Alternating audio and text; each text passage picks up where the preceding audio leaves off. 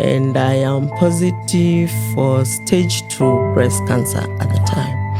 And, the word cancer is not easy to hear. And I think for a moment, I completely just zoned out. The first thing I told the doctor was, I have small children. From the boardroom to the community, from tech startups to mental health advocacy, Myra Maloba presents to you the Women Per Excellence podcast. Each week, join the queen of interviews as she takes you through visionary women who are breaking barriers and leading change. Together, let's amplify these remarkable voices, inspiring the world, one story at a time.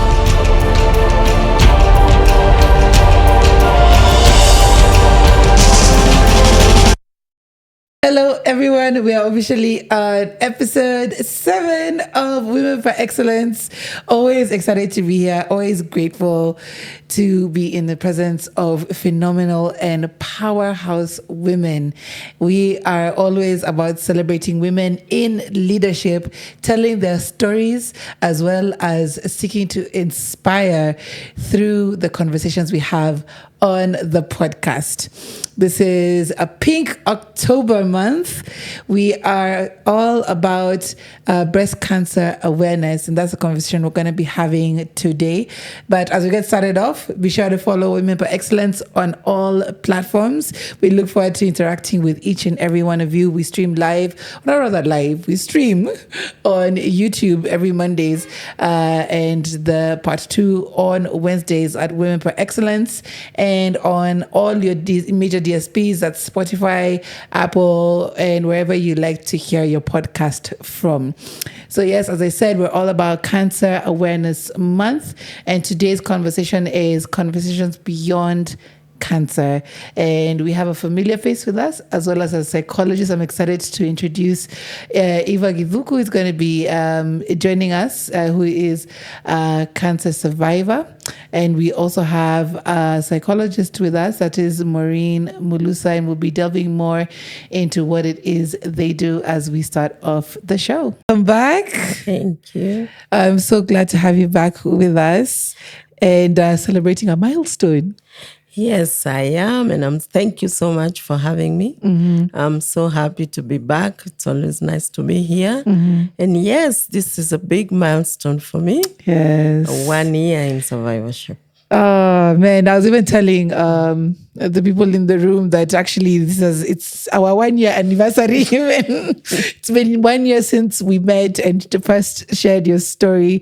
So it's an honor to have you back with us. And it's an honor for me to be here. Yes. So we do say you're a cancer survivor, but you're also a champion. You're standing strong, is standing with us. And but apart from that, what else do you do? I mean, what do you do? In what capacity do you work in? Yes, as you said, I have been here before and I've spoken about what I do. I am a credit specialist. I work in lending. I lend money. So when you're looking for a loan, yes, I am the person who looks at your documents, right, and I decide whether you will pay back the loan or not. Or not. Yes, and I have had the privilege to be a credit specialist for the last 20 years. Wow. Yeah. Amazing. Yes. And new to the podcast, we have Maureen Mulusa. Maybe you can expound a little bit on what you do. Okay, so first of all, I want to say thank you for having me here as well. I feel honored to be here, to be part of the conversation, especially this being the Cancer Awareness Month. Yes. I'm a counselling psychologist by profession. So with my day-to-day work involves just seeing clients. And apart from that, also coordinating counselling services where I work. Yeah. It's an honor to have you here as well. I think, many a times we take also, the conversation with psychologists a little bit late. We don't tend to look at also the mental well-being other than just the physical aspect. So it's great to have you. I'm really excited to have this conversation because, as we said, it is the month where we're observing breast cancer awareness. So Eva, let's start with you. Yes. When were you first diagnosed? Yes, I was first diagnosed in August of 2023. It was a very interesting discovery. Of course, I discovered I had a lump, and then I went through the usual checkups. I started with a mammogram, then I did an ultrasound, then I eventually did a biopsy. Interesting though, my biopsy came out negative. Oh. When I started. And then my doctor, who I am very grateful to him for insisting, he insisted we do a surgery to remove the lump. And it's after the surgery that when they tested the lump, it was now found to be, positive for cancer. Wow. So I learned that, to be specific, on August 23rd, 2023. Wow. Yeah. What emotions did you go through at the time? As I said, I had gone through the whole, I had done a mammogram, I had an ultrasound and a biopsy, and they're all negative. So even as I did the surgery, which in fact I delayed a bit, because obviously I'm a Kenyan, and there was no urgency at this point.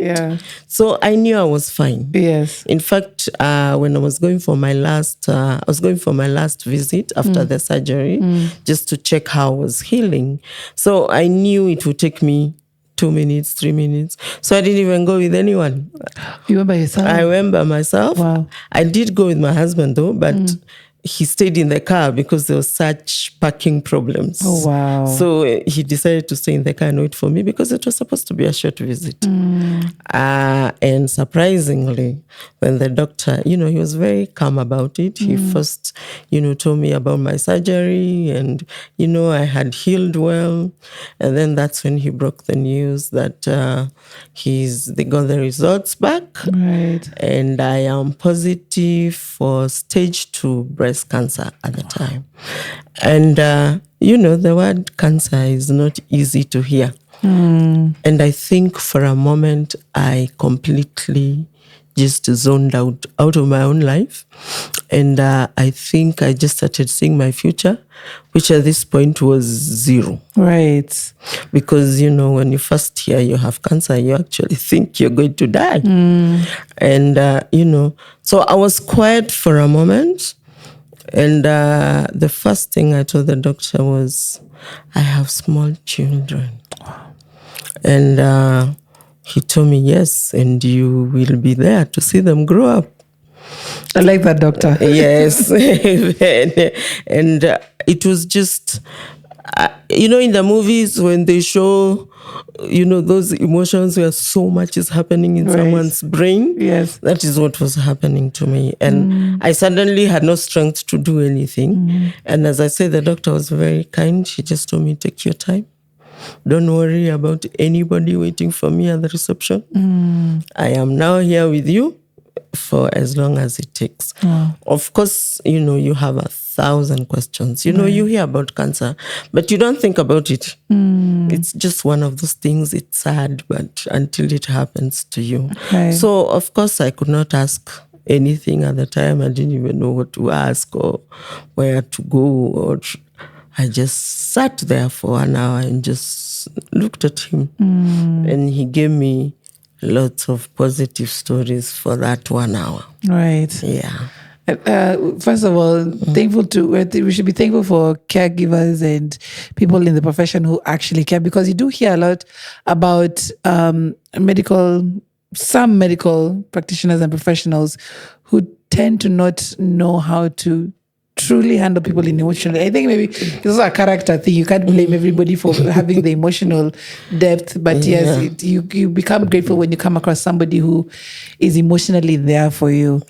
Yes, for me, I have to say that day was a very big day for me, and I'll forever be grateful to my doctor because he told me, things have changed. Yeah. Treatments have improved.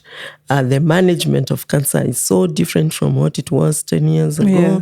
And, he just kept telling me. In fact, to this day, whenever I meet him, I always tell him, his words were, we are going to hit it hard. I love that. And he kept saying, we are going to hit it hard. Yeah. Now we know we're just going to hit it hard. Yeah. And so he just told me that's not the day to make any major decisions. If he asked me if I was okay, if he walked me through the next steps, and I told him that would be nice, even though he told me I don't have to do it, the next day. Yeah. But now the next steps were, of course, I needed to do more testing because as I have come to learn, cancer is very individual. There is no, the kind of treatment you get is specific to Eva. Right. Because your strands and the kind of cancer you have are very different from somebody else. Yes. Even though I had breast cancer, if you put 10 women with breast cancer, we all have a different thing from each other. So we needed to test to know the specifics of my cancer. Yes.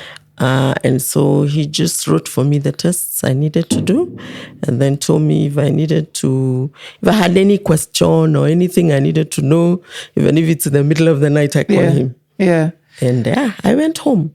And as I said, I have children. And so on my way home, of course, now I met up with my husband who was waiting at the parking lot. And I didn't say anything. I just entered the car and we drove a bit. And then halfway, I just burst out and started crying. And of course, he pulled over. So I told him. So I had to compose myself before I got home because I wasn't ready to tell my kids yet. So I composed myself. I went to my house and it's like nothing had happened. At the time, I was working. So I needed to let my boss know at least.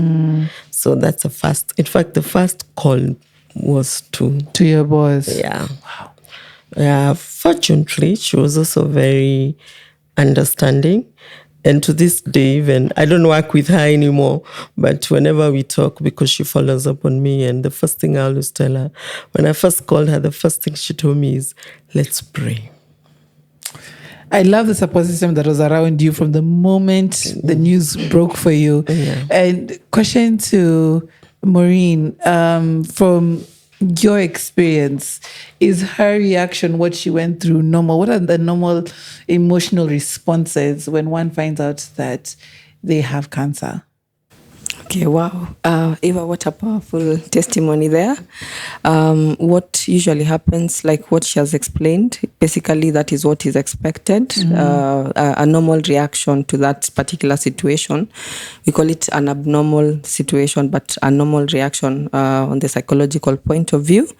So we expect someone to have shock. She said she went quiet for about 1 hour without saying anything.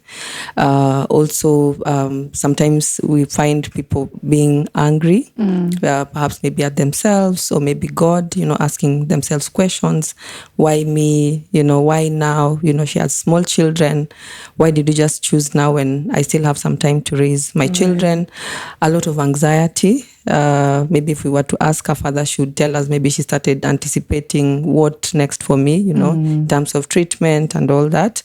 And so there's also a lot of bargaining. Sometimes, why maybe not now? Can it wait? Maybe when I'm at this particular time of my life, or maybe when my kids are somehow grown, for it to happen. Yeah, so I would say that's just a normal reaction, and I'm glad that she had a very good support at that particular time. Someone the doctor rather, gave her enough time just to internalize the news, and I'm sure that really meant a lot to her, even maybe as we get to listen to her journey. Right. Yes. Before even we go on with Eva, there are probably women who are watching this and they're wondering why they didn't get the same from their doctor. Why do you think in some situations there isn't that human aspect when it comes to the medical aspect of it? I would say what anyone would wish for. In fact, anyone in the medical field to be empathic and all that.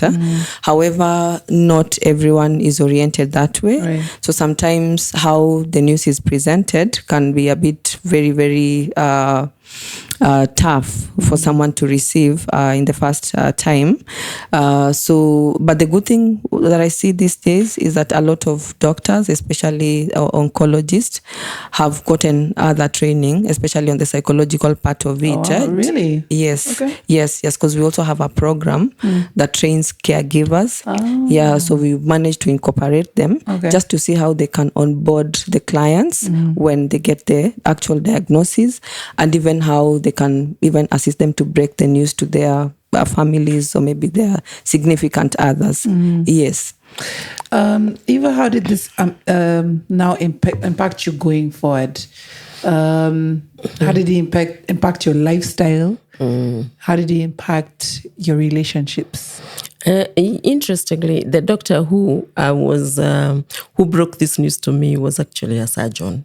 Oh, Because you see, I had come from surgery, so it was not an oncologist yet. wow. So at this point, I have not even met an oncologist yet. But he did suggest to me, several oncologists that I should see. Of course, with his knowledge, he knew who to recommend. So I chose an oncologist, and then he gave me an idea of how the treatment plan would go. He is a breast specialist. So I think he's dealt with a lot of these things.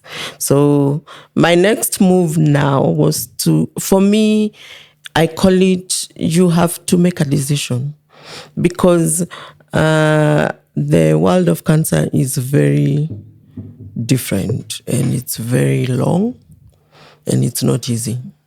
So you have to have a meeting with your mind, Right. and make the decision that I'm going to take on this treatment regardless. Because I've heard of stories where people learn they have cancer and they choose not to take treatment because, they don't want to deal with it. But for me, I had to. I got a lot of support from my husband, who, of course, also told me we are going to fight this. At this point, you're a basket case because, you don't believe you're going to get out of this. So he kept telling me, we are going to fight this, we're going to do this. So it's to make the decision. The next step is now to discuss your treatment plan, how it's going to go, where you're going to do it, which doctor you're to do it with. And so the next 1 month, because there's a lot of testing, which would take time. There was one test I remember, it took up to 3 weeks, and which was the most important. I think it is called immunohistochemistry or something like that. So that one took like about 3 weeks. So once it finally came out, then now we sat down with the oncologist and planned what I was going to do. And I remember the first day I sat with him, the days he would give, I was going to do chemo for up to, it was even 6 months. Because I was going to do, at the time they told me I would do 16 chemo sessions. I actually did 16 chemotherapy sessions, of which the first 12, I would do them weekly. And then the last 4, I would do them at the intervals of 3 weeks intervals. And then after that, I would take a break.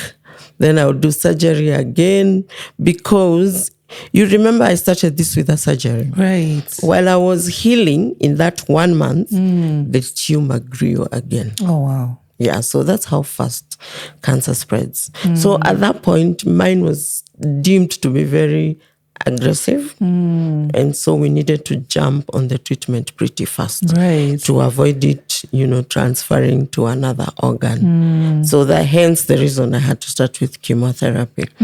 So, of course, here comes the financial impact of it also. Because now when you meet the oncologists, they do the maths, They are able to figure out what chemo medicines you'll be taking, what else you're going to be doing. I have to thank them, though, because they have very good estimates that help you plan. They work with people. These days, they have social workers. I think that's what they call them. And the social workers are now to help you with the hospital aspect. Because you see, chemotherapy is done in hospitals. It's not done in a doctor's office. Right. So they help you with the hospital aspect. They let you know what it entails, what drugs you'll be taking. Of course, the names are very big. I remember none of them. And also they give you the costings for the whole thing. Right. Yes, of course, it's not cheap. So, mentally, Yeah. what toll did it take on you? Because now here you are. Yes, you've told your boss. Yeah. But there's still the financial aspect. Yeah. There's still the aspect of earning a living. How did you organize yourself mentally, if at all? And I think what I would say, at first you're very confused. You don't know what's happening. But then you have to get a grip of yourself very fast. Because remember, starting treatment quickly is very important. Because as you're taking time to make these decisions, this disease is in you. And anything could be happening. And that's what the doctors kept telling me. So I don't know. I think it's God, because I really got a grip of myself pretty fast. So I've informed my boss. And now I knew the days I would be taking treatment. They said they would support me. I now needed to figure out my financials. I tried my insurance, which at the time, of course, found some technicality. Of course. And, they could not cover the treatment. Right. I wanted to be very annoyed and yell at them. Then I realized I didn't even have the energy to do that.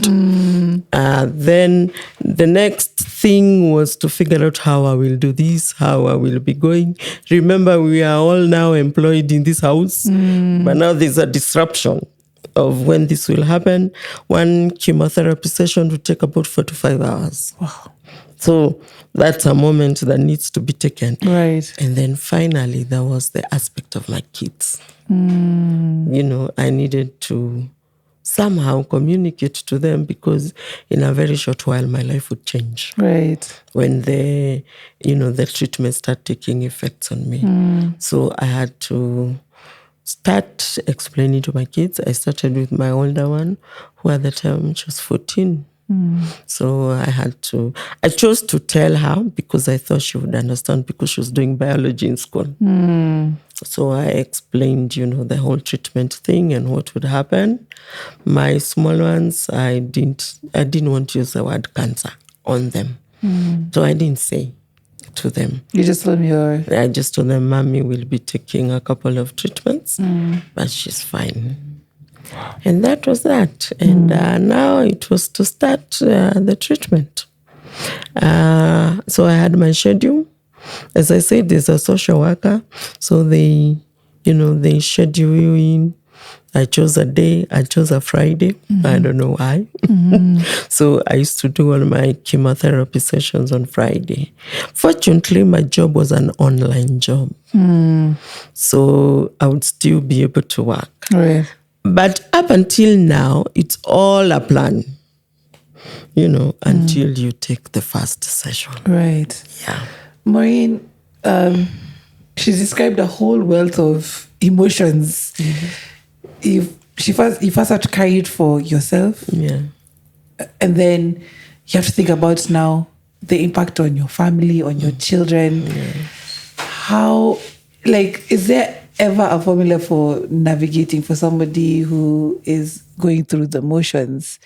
And for the cases you come across, how do you help them kind of prepare them to navigate through all of this? Because it's all at once. It's all coming at them at once. Okay, so unfortunately, as you put it, it's like everything coming in at once, and it can take a toll on someone's mental health. What we do as now on the mental health aspect is to look at the wellness. So we don't concentrate on the pathology. We tend to focus more on the wellness of the client, who is now the patient. And one important thing that we encourage, or rather we support clients towards, is to see if they can get to the acceptance part of it. Yeah, just acknowledging that this is a reality. This has happened, because it is through that then they will be able to get in touch with themselves and also get to see what they can do as far as the seeking treatment and working with the significant others. So that's a very, very important aspect that has to come into place first. They need to accept themselves, accept the situations, go through the fear, go through the anger. Of course, not like a one-off stop, but it's a process to get there.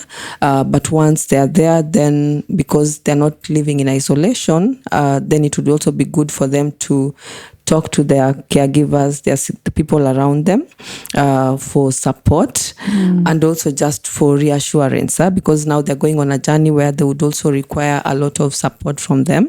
So it's better if they're also aware, a part of it, a part of the journey. I also appreciate how she managed to share with her children, just to give them the age-appropriate information. That was really good, because it doesn't take a toll only on the patient. It also takes a toll on the family members and the people around them. In fact, most of the times they tend to be more affected even than the patient. Yeah, because they also go through a lot of emotional and psychological issues that needs to be taken care of.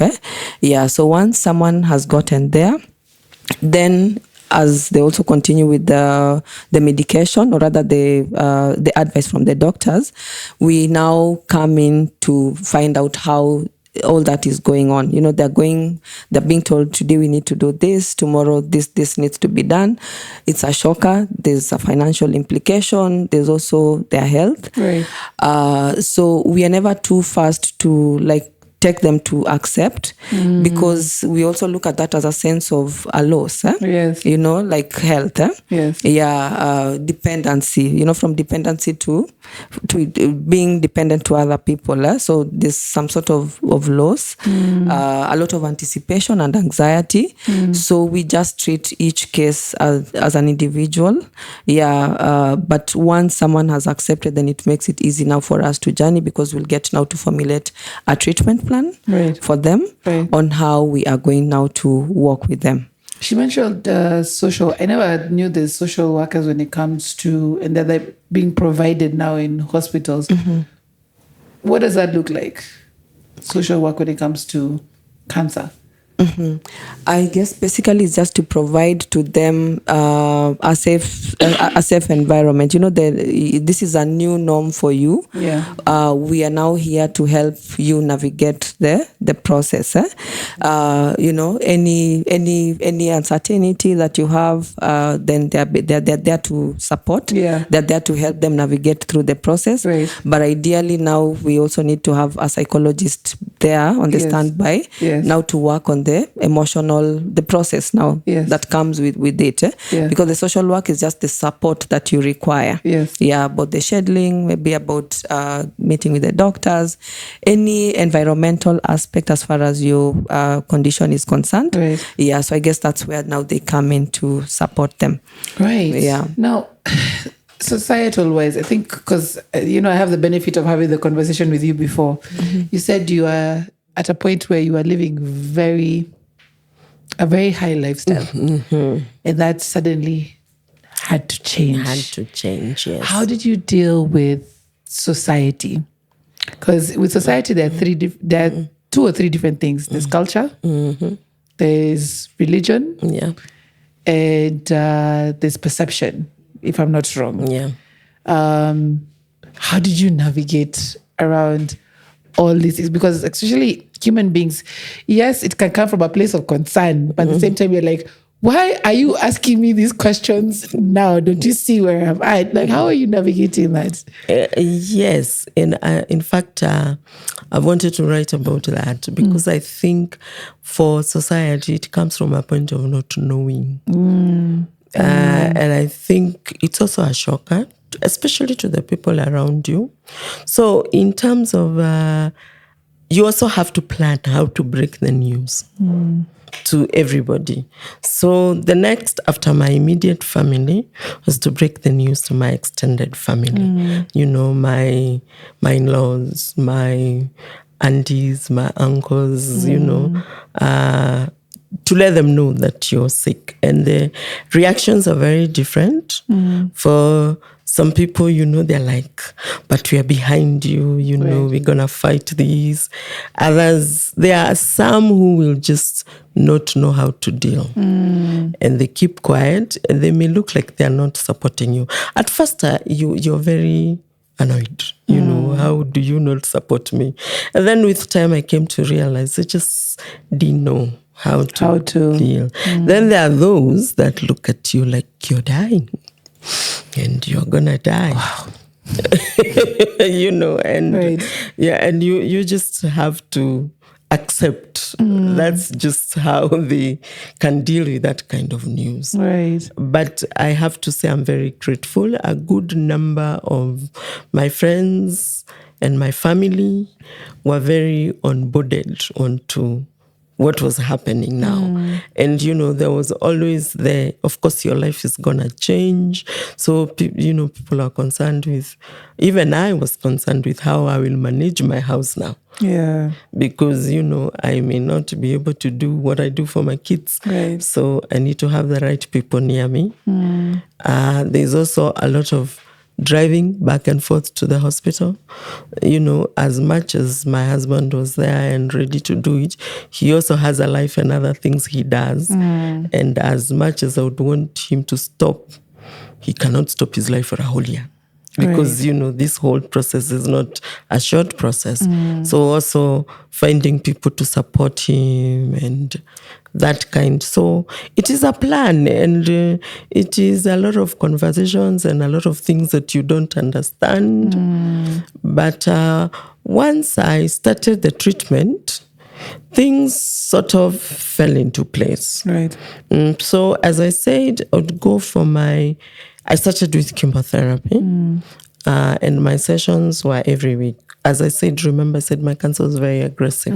So the oncologist suggested they hit it hard line. So the weekly chemotherapies. Right. So that would mean having to go to the hospital every Friday morning, reach very early, used to be there by 7, and then get set up, and then start the medication. It will take about 3 to 4 hours.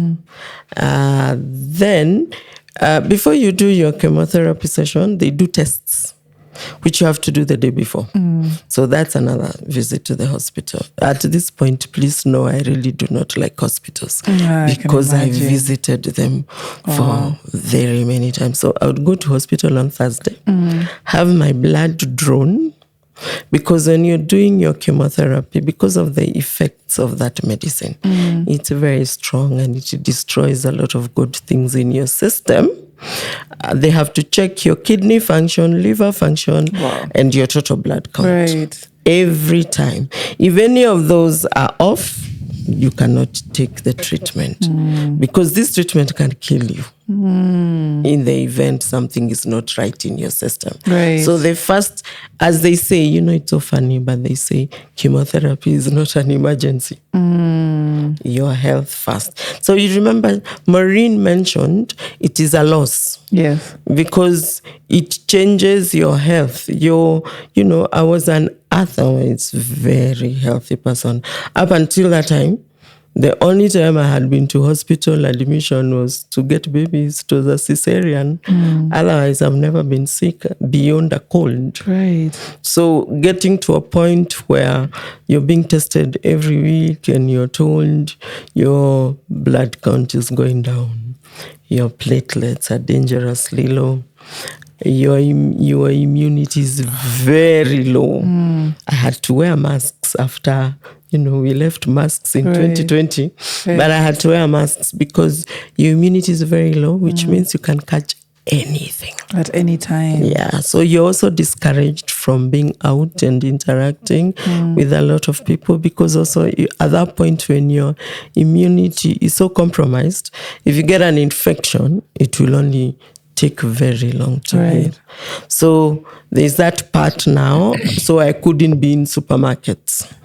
I couldn't be in schools dropping my kids, especially children. There's a lot of germs there. Yeah. So I couldn't be there. I couldn't, fortunately, I did not work in an office. I worked from home. So at least that part, I didn't have to use transport, and, of course I could not drive anymore. So people needed to plug in to do these things for me. And so my husband got a lot of help from my friends, but I have to say thanks to him, because my husband drove me to every chemotherapy session. Bless. Yeah, he stayed with me as well. But a lot of my friends also came along. So there was sometimes he would drop me and he has to run to a meeting, there would be someone. So I never did even one session by myself. That is amazing. So, and with that, we've come to the end of part 1. We'll leave that at a cliffhanger, but when we come back, excuse me, when we come back, we'll be looking at the common myths and misconceptions when it comes to cancer, as well as finding hope and healing even after. Guys, we're having this conversation on Women for Excellence. Stand by for part 2, where we continue on with the conversation beyond cancer.